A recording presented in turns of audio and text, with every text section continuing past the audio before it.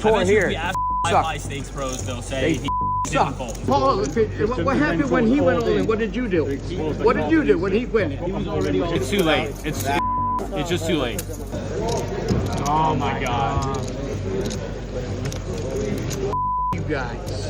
Once it was all in, he said, yeah, I'm all you too. That's what he did say that after. Today we are diving into one of the most controversial poker hands that took place at the WSOP Super Main Event, a hand that not only caused chaos at the poker table, but also raised serious questions about poker rulings, player responsibility, and what it means to fold in professional poker. The hand in question unfolded during what should have been a straightforward all-in situation. Andre Moreira, sitting in an earlier position, opened the action with 100,000 chips. Ryan Depaulo called the raise from the next seat. James Caputo, sitting behind Depaulo, then 3-bet the action to 200,000 chips. James Caputo is relatively inexperienced in high-stakes tournament poker, which becomes incredibly important to understand with what happens next. Moreira called the 3-bet. Depaulo then decided to shove, pushing all in for approximately 1.17 million chips. Caputo,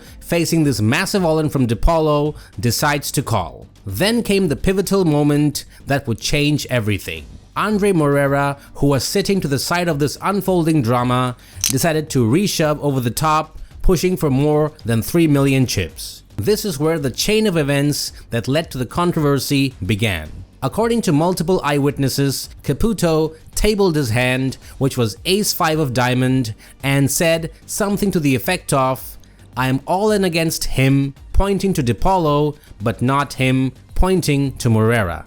I'm all in with him. Right. That's it. Not him. I'm Right. all in with him.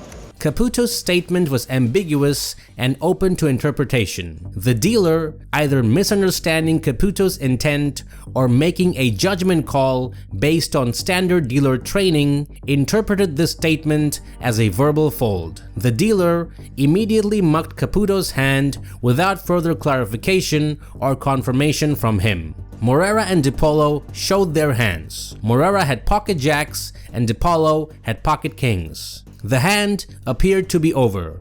Moreira and Depaulo would battle it out and the dealer prepared to run the board. But Caputo protested immediately, arguing vehemently that he never said the word fold and that his hand should still be alive and that he absolutely would have called Moreira's reshove.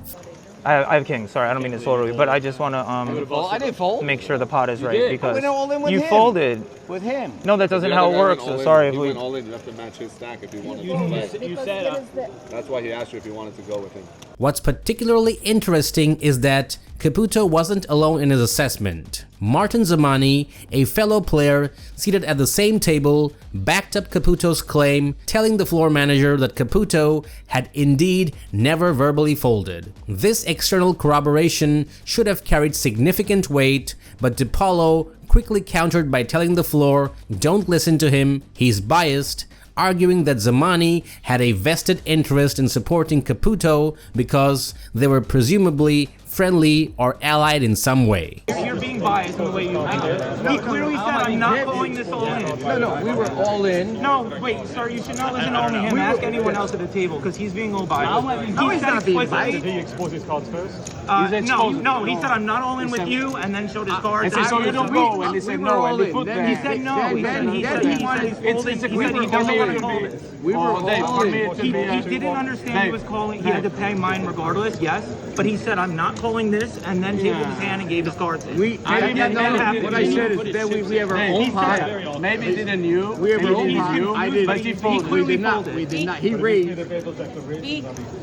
He said, he didn't say he's not. I didn't say that. I'm not all in with you. I'm not all in with you. He didn't realize that he's all in. It would have been two separate pots. It would have been two separate pots. Okay, so what happened was, I went all in. He was clearly confused, and he was saying when it was back I on wasn't him. confused. You're confused because you got things on your head. No, but he was clearly confused. But And you so went like when that, it was you back smelled on it, him, too. he said, "I call you." Then he goes all in. He didn't realize it's back on him for a second. We all were like, No, I realized. trying to explain to him, and he kept saying, "I'm calling you. I don't want I'm calling you. I'm calling you." And then he said, and then we were like, "Yeah, but you have to call that." And he was like, "No, I'm out." No.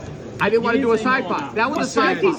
This accusation raised questions about who the floor would believe in a he said situation where thousands of dollars hung in the balance. What followed was approximately 10 minutes of intense debate, argument, and discussion about what Caputo had actually said and whether the dealer's interpretation was correct. Ultimately, after this lengthy discussion and the floor manager's review of the situation, the ruling came down in favor of the dealer's initial interpretation.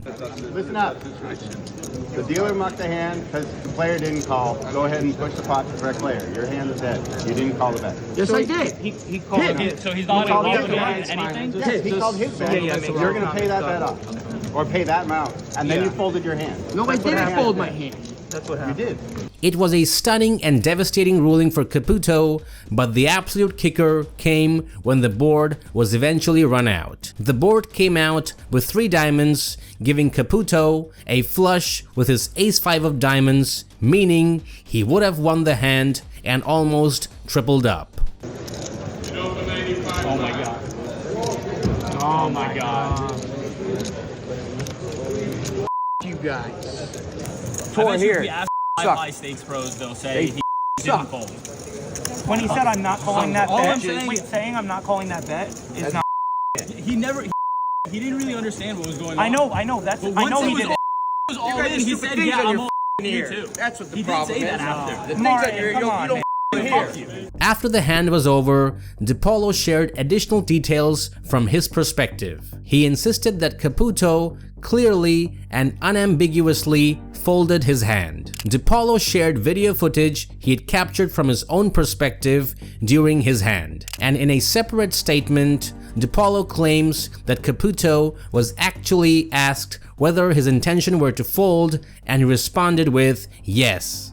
Okay, so So we fold, yeah. and you have to put in this much. If that's true, then the ruling becomes much more defensible. This wasn't Caputo's first controversial moment at this tournament. It established a pattern where Caputo seemed to be making costly errors despite appearing to be a reasonable player. From Ryan Depaulo's perspective, this hand represented an incredible stroke of luck. While Depaulo remained relatively composed in the immediate aftermath, the poker community was quick to point out that he had benefited immensely from a decision that many believed was incorrect. Moreira took a massive hit from this hand and was left with only 20 big blinds after the dust settled. Caputo, despite this unfortunate situation, was actually still in decent shape with approximately 60 big blinds remaining. He wasn't eliminated, but the psychological toll of losing a hand he believed he won, a hand that would have actually won against both opponents, had to be devastating. Ultimately, all 3 players involved in this hand have been eliminated, with only Caputo making a min cash of $50,000, while Martin Zamani advanced to day 3 with a comfortable stack.